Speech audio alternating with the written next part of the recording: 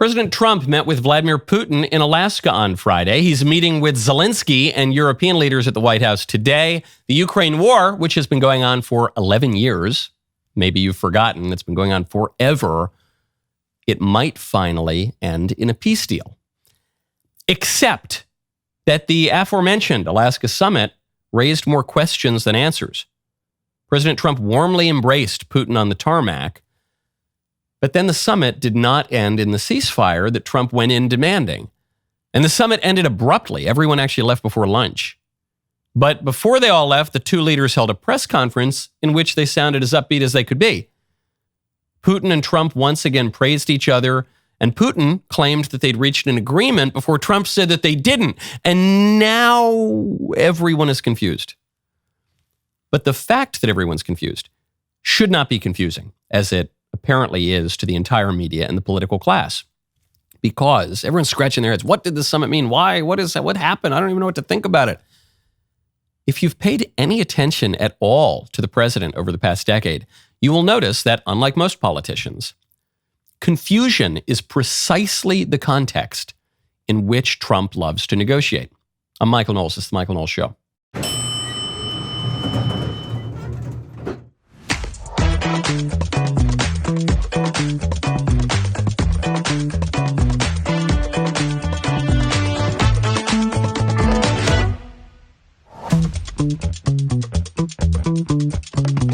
The designer babies have officially arrived. I've been hearing about potential designer babies in the future since I was a kid, since biology class in the 7th grade. They're here. You can pick everything about your kid. This has really dark implications for all your other kids, but you can pick everything, full genome sequencing. It'll only cost you $2,500. You going to do it? What's it mean? We'll get into that with the founder in a moment. First, I want to tell you about Chevron. America is built on hard work and powered by American energy. Chevron has spent $44 billion with local businesses across all 50 states since 2022, fueling infrastructure and communities, all while strengthening local economies. Last year, Chevron increased U.S. production nearly 20%, powering communities and businesses. From the heartlands to the coasts, we're helping to fuel America's energy advantage, building a brighter future right here at home. Visit chevron.com/America to discover more. Speaking of dinosaur juice, we turn up to Alaska. The much anticipated Trump-Putin meeting face-to-face on U.S. soil. Liberals are furious about this. And Trump's consistent critics on the right. They're inconsistent in their support of Trump, but they're consistent in just always trying to take cheap jabs. They're furious too. Why? Here are the reasons. Here's what happened. Here's the too long didn't read brief of the Alaska summit. President Trump went in saying we need a ceasefire if there are going to be further negotiations. He left without the ceasefire, but saying there are future negotiations. Trump is not threatening any further sanctions on Russia. There are already sanctions on Russia, but he's not threatening further sanctions on Russia. And he seemed friendly to Putin. That's on the one side. That's what the libs are furious about. Then there's something kind of strange, which is that Trump seems to be insisting on security guarantees for Ukraine, so that any deal to end the war in Ukraine will involve security guarantees like we have with NATO. With NATO, if a NATO member is attacked, Article 5 of NATO says that all the other NATO countries are going to go in and defend that country as if it were an attack on their own countries. So we're going to have security guarantees in Ukraine, but Ukraine's not going to be in NATO, but we're going to act as though it is in NATO. And Putin's kind of happy because he didn't insist on a ceasefire, but what? What is happening here? Okay, first I want to take on the critics. People saying that this is a terrible strategy. Trump shouldn't have invited Putin to America, to Alaska, which is right next to Russia. Trump shouldn't have warmly embraced him. He shouldn't have literally rolled out the red carpet. He shouldn't have spoken in a diplomatic way. He shouldn't. Okay. I said earlier, the war has been going on for 11 years. We've been adversaries with Russia for 80 years at this point. My first question to all of Trump's critics and whiners and complainers: what is the evidence that the opposite strategy has worked? What is the evidence? Trump rolled out the red carpet. Obama would never have done that. Biden never would have done that. McCain also talked tough on Russia. That so-and-so would never have done that. Okay. Did the Obama strategy work? We'll get to the Obama strategy in a second. I don't think it worked. Did the Biden strategy work? I don't think so. The definition of madness is pursuing the same thing again and again and again and expecting different results. Even get down to the clarity versus confusion point. There were clear goals for this meeting. We need a ceasefire. We need this. We need that. And we didn't get them. And yet Trump is kind of doubling back and we are getting more negotiations and Zelensky's coming to the White House and what? Well, sure. You got really clear red lines under Barack Obama. Obama was the president of the red line. Remember, he drew the red line and then his enemies crossed the red line and then he didn't do anything about it and he looked ridiculous and America looked weak. But there was a lot of clarity in Obama's negotiations. With Trump, it is confusing. I'm a big Trump supporter, but it's very confusing. People don't know what to make of this. I think the takeaway is just that. Trump loves to negotiate from confusion. I'll give you a clear example of this. Look at how Trump is negotiating all the trade deals. Think of all the chaos that's ensued, the volatility to the bond markets, to the stock market generally. Look at Liberation Day. He institutes these blanket tariffs on the entire world. And what does he base the tariffs on? Does he base the tariffs on really clear economic factors that have a really clear relationship to the health of our trade relationship? Things like, I don't know, a nation illegally subsidizing its steel industry like China did, or a nation stealing intellectual property like China does, or a nation devaluing its currency like China does, manipulating its currency. No. Trump tied the tariffs to trade deficits. Maybe the most dubious economic indicator. Because trade deficits can be bad, trade deficits can be neutral, trade deficits can be good. It's totally unclear. And for certain nations that just can't possibly produce things that we're going to buy in large quantities, the trade deficits don't really mean much of anything. What's our trade deficit with Mauritius? What's our trade deficit with some tiny little countries? Why does that matter? Some people said Trump's a madman. He's economically illiterate. He has no idea what he's doing. And yet, look at the conclusion of all those trade deals. The bond market recovered just fine. The stock market recovered just fine. We didn't get the massive inflation that all the panic hands were predicting. And we got really good trade deals. We got a great trade deal with Europe, which was not even primarily about the trade. It was mostly about the zillions of dollars of investment that they were promising to us, all in exchange for basically nothing. Good trade deals with the United Kingdom, good trade deals all over the world, China, all over the world. I think that those two facts are not disconnected. I think the fact that Trump's negotiations were extremely confusing and he focused in on the most dubious and obscure economic marker, namely trade deficits, I think that was part of the point because it meant that his adherents thought he was a crazy person or he didn't know what he wanted, and they certainly didn't know what he wanted, and it just gave him the upper hand. I think that's how he does this.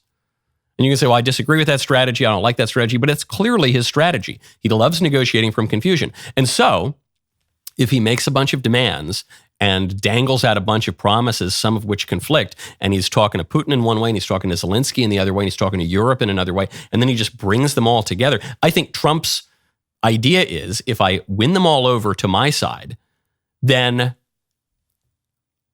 I'll be able to work it out in the end. And not everybody's going to get what they want, but I'll be able to work something out. I think that's clearly what's going on. And for all of Trump's critics, the consistent malcontents on the right, and especially for his critics on the left, I would just say, he's been pursuing this kind of strategy for 10 years. It's worked the vast majority of the time. Almost all the time.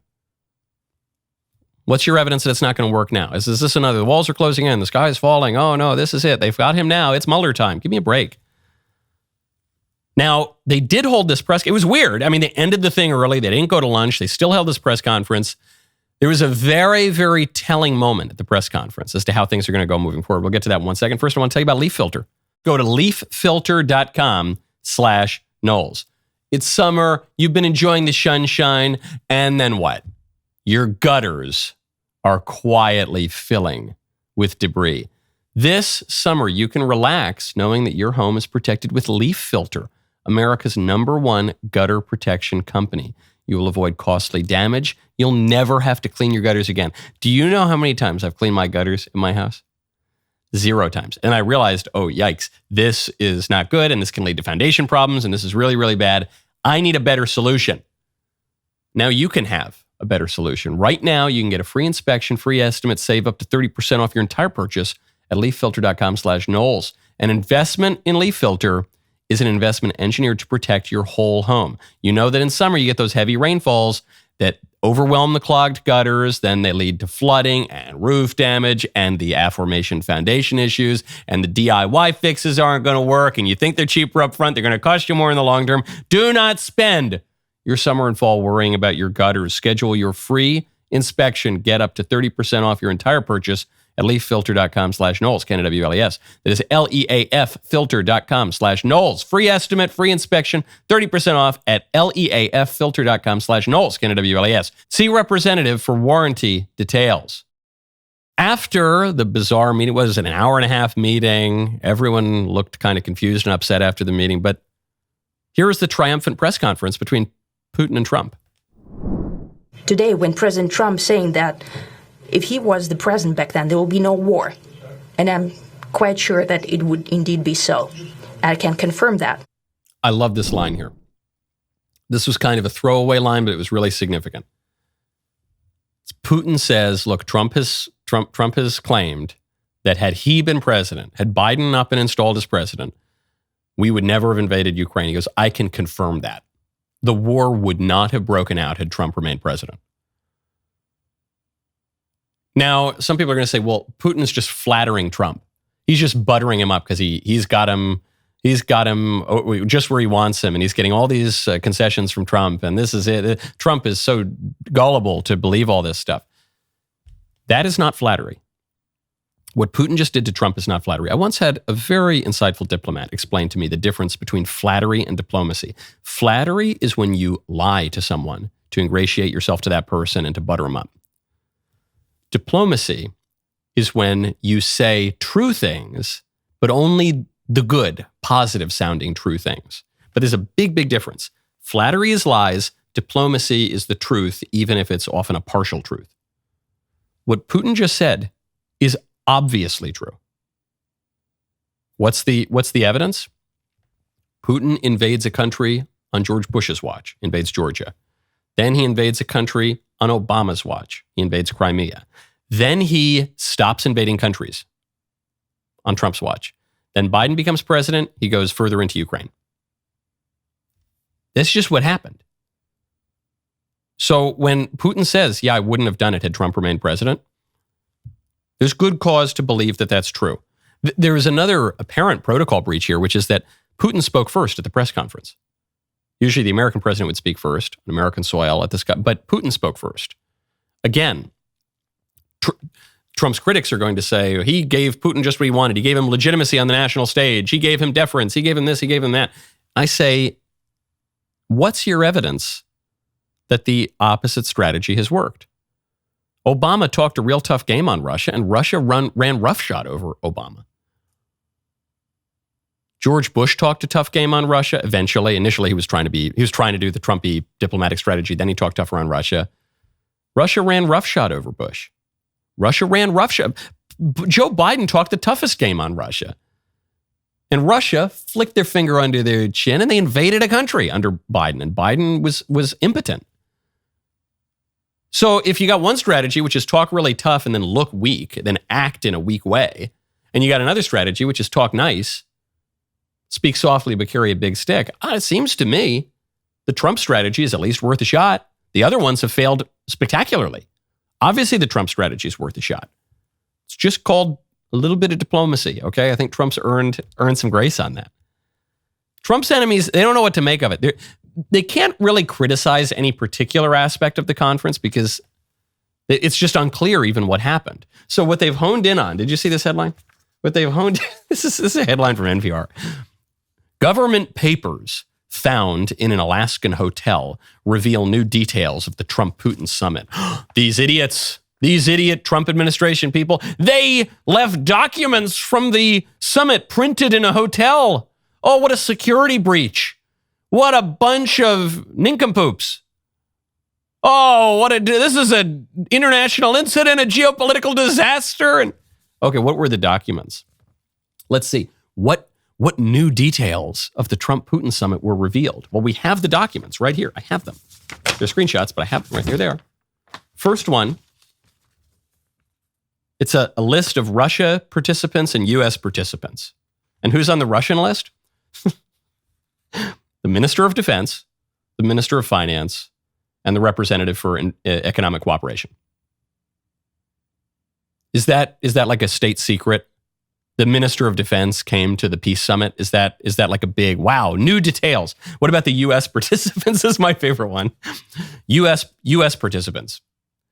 President Donald Trump, Secretary of State Rubio, Treasury Secretary Scott Bessent. Stop the presses! Stop, hold on. Two big stories here. The President of the United States went to the U.S. summit in Alaska, and now we know that because there was a document. It doesn't seem like a big state secret to me. Well, what about the other document? Michael, admit that there was another document left in the printer. That's true. It was the lunch menu. I hope I don't get in trouble with the FBI, CIA, NSA for revealing highly classified information. The first course was going to be a green salad with champagne vinaigrette dressing.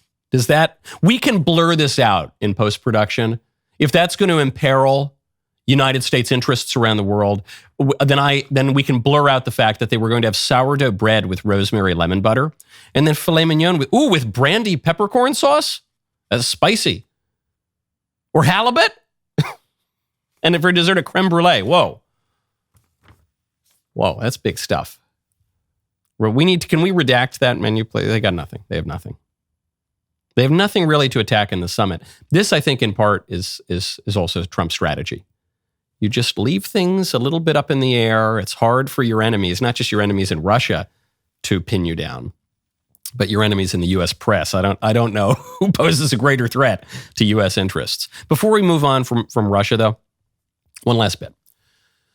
So there's a meme going around, and all the libs were posting it. It's a picture of Obama and Putin. And Obama's looking real tough. He's meeting Putin. He's looking real tough. And the tweet says, just for those who may be a little confused, this is how an American president should treat Putin. Look at Obama. He looks all tough. Trump, he shook Putin's hand and smiled, but Obama's looking all tough. Allow me to transport you back in time, especially the liberals who have no memory. Here's a piece from April 2016. It's called The Obama Doctrine, written by Jeffrey Goldberg of The Atlantic, a liberal magazine. Jeffrey Goldberg was the liberal journalist who was caught up in that Signal chat fiasco. Okay, look how thick, for those of you who are watching, you can see how thick the Obama, this is probably the definitive piece on Barack Obama's geopolitical foreign policy doctrine. Here is Jeffrey Goldberg quoting Obama. Just a few little excerpts. This piece is very, very long. Quoting Obama. Putin acted in Ukraine in response to a client state that was about to slip out of his grasp, and he improvised in a way to hang on to his control there. Pause right there. The liberals are criticizing Trump for engaging in realpolitik and recognizing that Russia has a traditional sphere of influence and that Ukraine was not the most independent, free, liberal, democratic state in the history of the world, but was rather a client of two great powers, one being the regional power Russia, and then after the Maidan in 2014 of the United States. That's the criticism. You're not treating Ukraine like an independent country, the beacon of democracy and liberalism and independence. Well, hold on. Here's Obama, quoted by an ally of his, Jeffrey Goldberg, in The Atlantic. Putin acted in Ukraine in response to a client state that was about to slip out of his grasp, meaning Ukraine was a client state of Russia, and it was slipping out of his grasp because of U.S. involvement, because the CIA was on the ground after the Maidan Revolution that we funded, because Russia was going to lose Ukraine to the United States. Russia was much more powerful when Ukraine looked like an independent country, but was a kleptocracy that he could pull the strings on. Okay, yep, Russia has this major interest in Ukraine. And then Goldberg goes on. Obama's theory here is simple. Ukraine is a core Russian interest, but not an American one. So Russia will always be able to maintain escalatory dominance there. People are attacking Trump because they're saying he's making America look weak. He's weakening the American empire. Trump is not, just remember World War II when we won everything and the other side didn't concede anything. We dominated the whole globe and every conflict is supposed to be like that. We're giving in. We're recognizing that the Russians might have a say in countries around their own. That's weakness. That's a betrayal of democracy. Well, Obama said the same exact thing. Said the same thing, quoted by an ally of his in the Liberal magazine. The fact that Ukraine, which is a non-NATO country, is going to be vulnerable to military domination by Russia, no matter what we do. That's a fact. That's what the fact is, according to Barack Obama. Ukraine, non-NATO country, going to be vulnerable to military domination by Russia, no matter what we do. That's what Trump is saying. When Trump is sitting in the Oval Office, he says, you guys don't have the cards. And the liberals all attack him. How dare you? You're betraying the great democracy that we could save Ukraine if we would only give them a little more money. Obama said you can't. Obama said the same thing Trump said. I asked Obama whether his position on Ukraine was realistic or fatalistic. It's realistic. But this is an example of where we have to be very clear about what our core interests are and what we're willing to go to war for. This is exactly the Trump point. This is exactly the J.D. Vance point. This is exactly what the conservatives and the Republicans are saying right now that we're being pilloried by the liberal media for. You forgot Jeffrey Goldberg. This wasn't even that long ago. This was 9 years ago. This was the doctrine. What's the difference? The liberals all cheered Obama for articulating the exact same views that Trump and Vance are articulating right now. The only difference is that the Trump administration has actually had success advancing them. That's the only difference. They're speaking the same way. The only difference is Obama couldn't actually put those views into effect. He failed on foreign policy spectacularly, and Trump has succeeded. That's the only difference. Remember, you guys you liked it. Do you remember when you liked it? Now, the libs they're getting very confused because you remember the libs before the election, they were talking about how we need to defend the Constitution. Trump's a threat to the Constitution, an existential threat to our democracy. And now they're changing their tune. They're actually calling on a New York Times podcast for the abolition of the U.S. Senate and the packing of the U.S. Supreme Court and a complete rewriting of the Constitution. Look, it's amazing. Wow. What changed between October and today? We'll get to that in a second. We will talk about it. First, though, I want to tell you about Pure Talk. You got to go to puretalk.com/Knowles. How many times have you told someone, if it ain't broke, don't fix it? That's great advice for most things. Not so much for a cell phone. You see, over time, the battery life fades, the processor can't keep up, and it's fallen on the floor one too many times. Fortunately, thanks to Pure Talk, your cell phone is something you can replace without feeling guilty. When you switch to Pure Talk this month, they're going to give you a Samsung Galaxy A36 for free with a $35 qualifying plan. That's $35 a month for talk, text, and data, and a free Samsung smartphone with scratch-resistant Gorilla Glass and a battery that lasts all day. All on America's most dependable 5G network. I love Pure Talk. I've had my Pure Talk for, 5 years or something now. People think that you're getting a good network, a good 5G network. You're getting the best 5G network. You're getting the phone that you want. You get to deal with customer service that's easy to use, very simple switch, and you're supporting a company that supports you for less than half the price of the other guys. Pure Talk's a great thing. You win by cutting your cell phone bill in half. They win by hiring more Americans, helping more vets. Make the switch right now in as little as 10 minutes. puretalk.com/Knowles, KNWLES, to get your free phone today. That's puretalk.com/Knowles to switch to my wireless company, America's wireless company, Pure Talk. We must defend our sacred institutions, our democracy, our Constitution. That was the liberal line, October 2024. Now, we turn to Osita Nwaniwu, who has a new book, The Right of the People, Democracy, and the Case for a New American Founding, explaining what the left is thinking today. I think it's time for us to consider, to the extent that people are angry about Donald Trump, again, what are the elements of the system that allowed Donald Trump to rise as a political figure and that have sustained him? I think they're, to an ironic extent, some of the elements that the founders hoped would prevent somebody like Donald Trump from coming into power. Now, actually, something is being acted upon in states across the country to move to a national popular vote by interstate compact without needing a constitutional amendment. I mean, the amendment process itself is one of the things that needs amending. Very, very hard. I've advocated in the past for adding new states to the Senate. I think that there is an ideological imbalance now for all kinds of reasons. Puerto Rico, D.C., the territories. So an ideal Senate, or would there be a Senate at all? Well, that's another question. That's another question. I mean, I think that's worth exploring, a kind of radical idea, but it's an argument that you have to make on the basis of getting people to understand not only that the system is not democratic, but what is the value of democracy actually to begin with? I love it. Libs, October 2024. We have to defend our democracy. Trump is an existential threat to democracy. Libs after the democracy elects Trump. I mean, what's the value of democracy anyway? What's the value of that democracy? I hate that democracy. Libs, October 2024. Our sacred Constitution is imperiled, and we need to defend that beautiful, precious piece of parchment. Libs today. Burn the thing to the ground! Light that vellum on fire! I hate the Constitution! We need a new one! Yeah. Oh, okay. Wow. What changed? Oh, all the things you said that you were defending actually chose to keep you out of power and to put your enemy into power. And so now all the things you previously said you wanted to defend, you want to destroy. Even the libs have had it out for the Supreme Court for a while. They previously loved the Supreme Court when the Supreme Court was just inventing new supposed rights. When the Supreme Court invents the right to kill babies, then the Supreme Court needs to be the ultimate political institution in the country.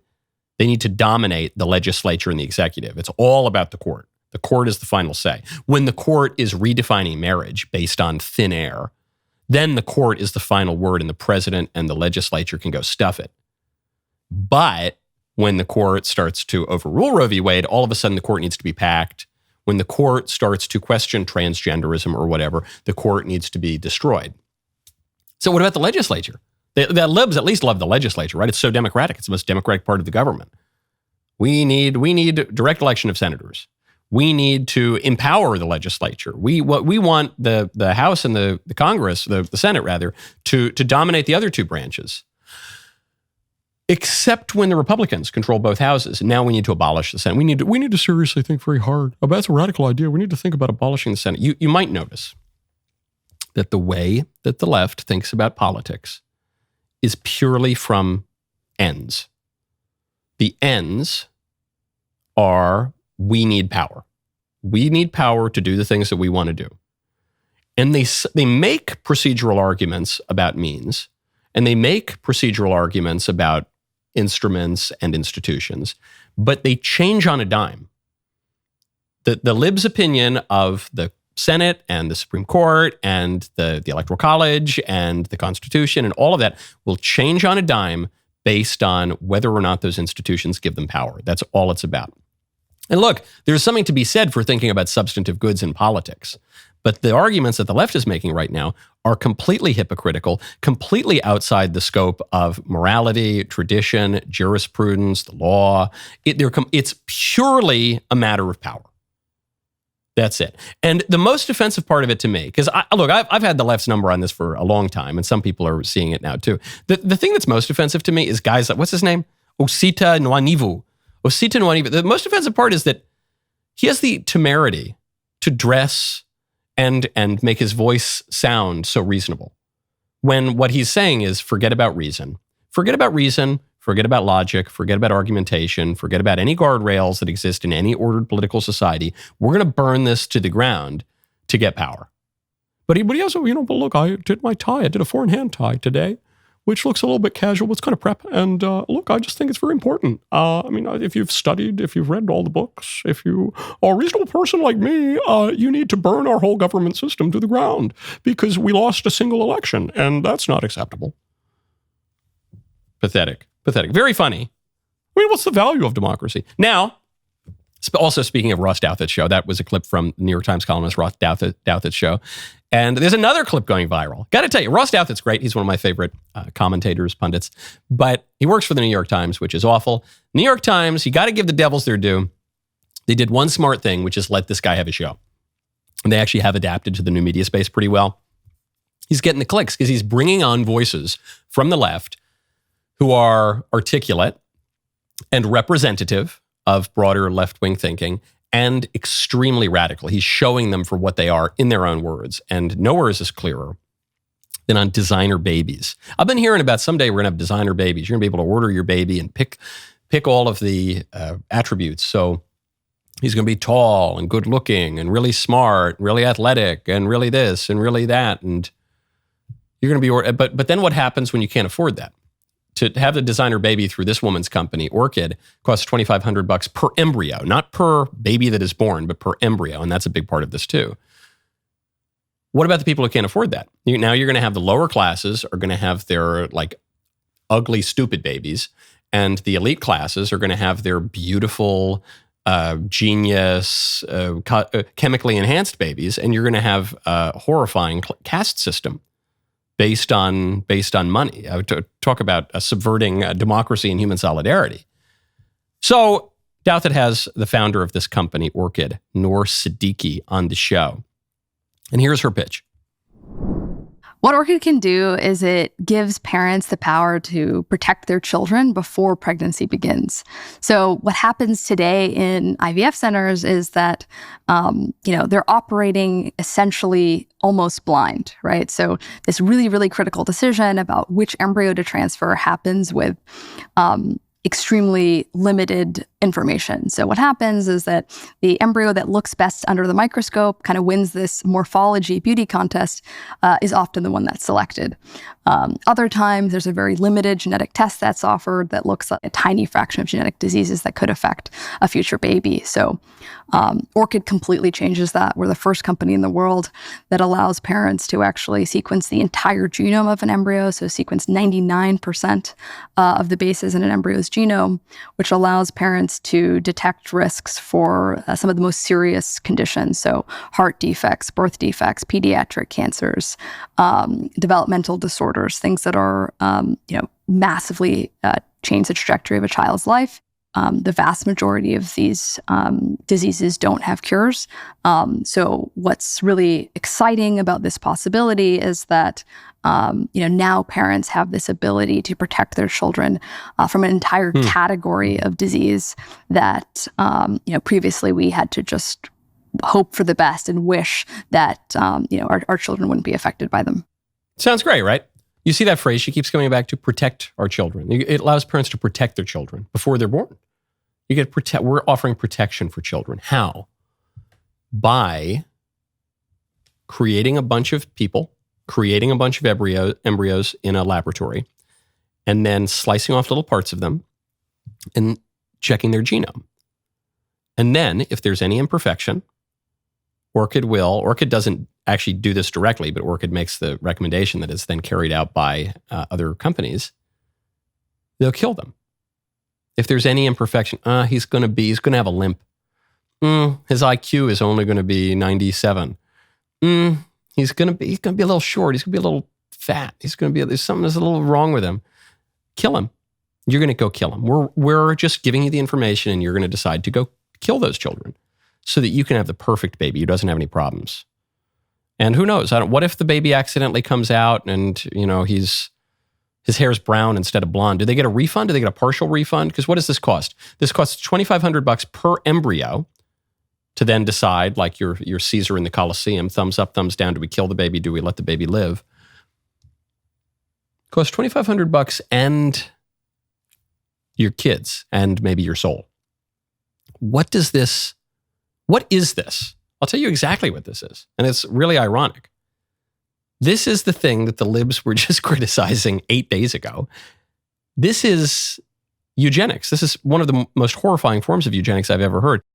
Reminder, new DailyWire Plus annual memberships are 40% off for a limited time. This is your chance to see what's happening now and you can be the first in line for what's coming next. That includes my brand new series, The Pope and the Fuhrer, The Secret Vatican Files of World War II. I take you inside 80 years of hidden Vatican documents to reveal the truth about Pope Pius XII, the Pope that history is called silent, but whose story is a lot more complicated than anyone seems to know.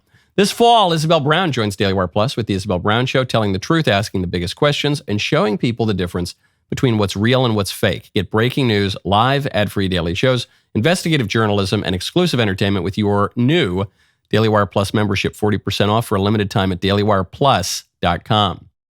My favorite comment on Friday is from Matthew Hubley, 7282, who says, you know you've gone off the rails when Joe Rogan corrects your theology of the canon. Yes, Joe Rogan, very, very intelligent guy, very inquisitive, thoughtful guy. He's no Bible expert. I don't think he would call himself a Bible expert. And yet he had that Republican Congress lady on, and she starts babbling about aliens in the Bible and how the evil Catholic Church and the Council of Rome in 382 kept the alien books out or whatever. And he's just looking at her like she's a crazy person. He says, have you considered speaking to anyone intelligent about this? That's almost his exact words. Have you considered learning anything about the thing that you're talking about? No, I haven't. I'm just going to talk about how they took the aliens out of the Bible. Okay. Here is the founder of Orchid, the custom baby company, describing the great moral defenses of her company.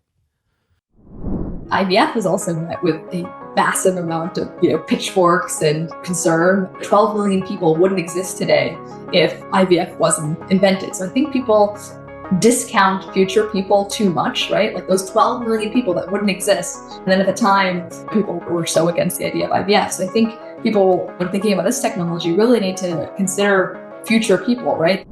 We got to consider future people. But notice what's implicit here. We ignore present people. Because she says there are 12 million people who wouldn't exist without IVF. I think that number might be fair. But then I looked up the Telegraph. It says this.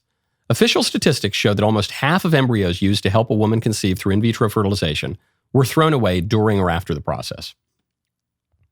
About half. So she says, look, there are 12 million people who wouldn't exist without IVF. But you could point to that and say, yeah, there are 12 million people who have been conceived and murdered because of IVF. Oh, basically the same number. If the Telegraph statistic is true, then yeah, for every baby where you say he was born because of IVF, see, yeah, someone else was murdered because of IVF. This is just think about the future people. But how about you think about the present people, lady? Because what is the end goal of this? The end goal is we're going to eliminate suffering. That's what she's saying. We're going to eliminate all disease. We're going to have to kill a bunch of people to do it. The actual cost is not $2,500 an embryo. The actual cost is you have to have a system, probably sponsored by the state. She says it requires a kind of state funding to avail this to poorer people. But you're going to have a system that kills most people it kills most people, or at least half of people. But under this, if you're going to pick the perfect embryo, it's going to kill the vast majority of people. But then, as a consequence, you're going to eliminate suffering. This is the clearest Faustian bargain I have ever heard offered. At least since the Garden of Eden. Hey, don't just commit an immoral action to get a potential good.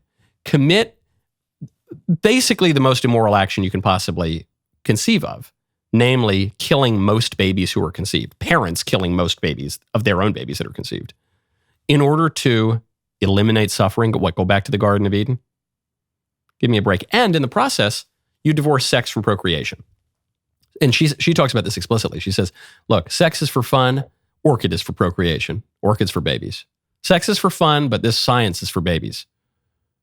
So then you eliminate the connection between sex and procreation and what? This is the fulfillment of the liberal people referring to their spouses as their partner. You know how they do that? Not just the gay ones, but the regular ones too. Even though it's a very gay thing to do. You say, oh, this is my partner, Sally. This is my partner. Like you have an accounting firm or, you're lesbians or something. This is my partner. It's so clinical. It's so cold. It's so sterile. Well, yes, now it is. That is what it is. Sex, if you have it at all, is going to be purely indulgent, just about your own pleasure. And babies are going to be about becoming gods, I guess. Babies are going to be about eliminating suffering, making yourself into God, and killing most of them. The libs were criticizing Sydney Sweeney for promoting eugenics through blue jeans 8 days ago. It was like 8 days ago. And now the liberals are openly cheering the most extreme form of actual eugenics practiced that we've seen since the 1930s. Okay. Speaking of mating rituals, a redhead girl has gone viral on the internet because guys did not want to date her. This clip from some random show has everyone wondering, what does a girl have to do to get a date in 2025? I'm Riley. I'm 24. I'm from Houston, Texas. And honestly, I'm down for any good adventure. I just got scuba dive certified and I'm planning to go to Australia this summer, so I'm super excited about that. And then I just picked up skiing like 2 years ago, and I honestly love any themed party. Like, those are like my favorite things to go to, my favorite things to plan. And I'm looking for someone that wants to be my adventure buddy, and it's someone that I can trust in and is going to be there for me. Aww. If any gentleman would like to get to know Riley more, please step forward. No one steps forward. This poor girl. No one. Two guys are kind of giggling. No one wants. No one's getting up. They're scared. They're so scared. Come on. Hey, Riley, we're going to have you sit down. But thank you. All right, see you, Riley. Okay. Now, I played the real clip. The thing that was going around on the internet that was dishonest, I think, was it was just the picture of Riley and then the picture of the guys, and you couldn't tell there was a curtain in between them. So it seemed like the guys were not picking her because they didn't find her attractive. Perfectly cute girl, perfectly good-looking girl, but it's not. They couldn't see each other. On top of that, this is not just a regular dating show. This comes from a TV show called The Altar, and it's a very specific kind of dating show. It's Mormon blind dates. Hi, I'm Remington, and welcome to The Altar. We've gathered together 10 single men and 10 single women all across Utah Valley.